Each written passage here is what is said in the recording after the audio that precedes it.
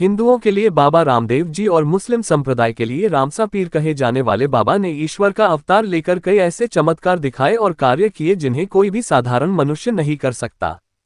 चमत्कारी पुरुष बाबा रामदेव जी के इन्हीं चमत्कारों को 24 परचे भी कहा जाता है, जिनमें बाबा ने पहला परचा झूले झूलते हुए मां मैना दे को दिया था। ऐसे रामसा पीर बचपन से छुआछूत और भेदभाव के कट्टर विरोधी थे।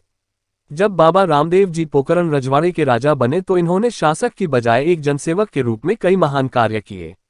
उस समय दलित समुदाय को उच्च जाति के लोग दीनहीन समझकर उनसे बात करना पसंद नहीं करते थे। राजपूत परिवार में जन्मे इन्हीं बाबा रामदेव जी दलित बालिका डालीबाई को अपनी धर्म बहन बनाया और जीवन पर्यंत उन्होंने खुद से ज्यादा वरीयता अपनी बहन को दी।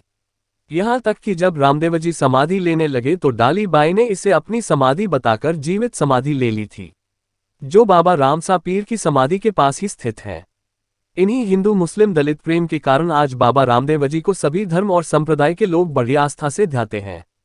अवतारी पुरुष बाबा रामदेव जी की लीलाएं उनके जन्म के साथ ही शुरू हो गई थी। उनके जन्म के समय सारे महल में जल से भरे बर्तन दूध में बदल गए, घंटियां बजने लगी, आकाशवाणी होने लगी, आंगन में कुमकुम के पद चिन्ह बन गए। माँ के एक बार झूला झूलाते समय दूध उफनने लगा तो बाबा रामदेव जी ने अपने हाथ के इशारे से दूध को थमा दिया था। बचपन में बाबा रामदेव जी दवरा कपड़े का घोड़ा बनवाने की जिद पर अड़ जाने के बाद अजमल जी ने एक दर्जी को कपड़े देकर बालक रामदेव के लिए घोड़ा बनाने को कहा। बाबा रामदेव जी जब उस कपड़े के घोड़े पर बैठे तो वह आकाश में उड़ गया। खेलते खेलते बाबा रामदेव जी द्वारा दैत्य भैरव का वध करना जैसे बहुत चमत्कारिक चमत्कार इन्होंने बेहद कम आयु अपने बाल समय में बाबा रामदेव जी ने दिखाकर सभी लोगों का दिल जीत लिया था। इन्हीं बाबा रामदेव जी के अवतार की एक वजह भैरव नाम के दैत्य के बढ़ते अपराध भी था। भैरव पोकरण के आसपास किसी भी व्यक्ति अथवा जानवर को देखते ही खा जाता था। इस क्रूर दैत्य से आमजन बेहद त्रस्त थे। रामदेव जी की कथा के अनुसार बचपन में एक दिन गेंद खेलते हुए मुनि बालीनाथ जी की कुटिया तक पहुंच जाते हैं। तभी वहां भैरव दैत्य भी आ जाता है। मुनि व बालक रामदेव को गुदड़ी उड़ाकर छुपा देते हैं। दैत्य को इसका पता चल जाता है। वह गुदड़ी खींचने लगता है। द्रौपदी के चीर की तरह वह बढ़ती जाती है, अतः भैरव हारकर भागने लगता है।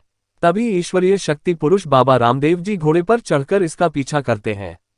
लोगों की किंवदंती की माने तो उन्हें एक पहाड़ पर मारकर वही दफन कर देते हैं, जबकि मोहनौत नैन्सी की मारवाड़ परगना री विगत के अनुसार इसे जीवनदान देकर आज से कुकर्म न करने व मारवाड़ छोड़ चले जाने पर बाबा रामदेव जी भैरव को माफ कर देते हैं और वह चला जाता है। इस प्रकार एक मायावी राक्षसी शक्ति से जैसलमेर के लोगों को रामसा पीर ने पीछा छुड़वाया। पोस्ट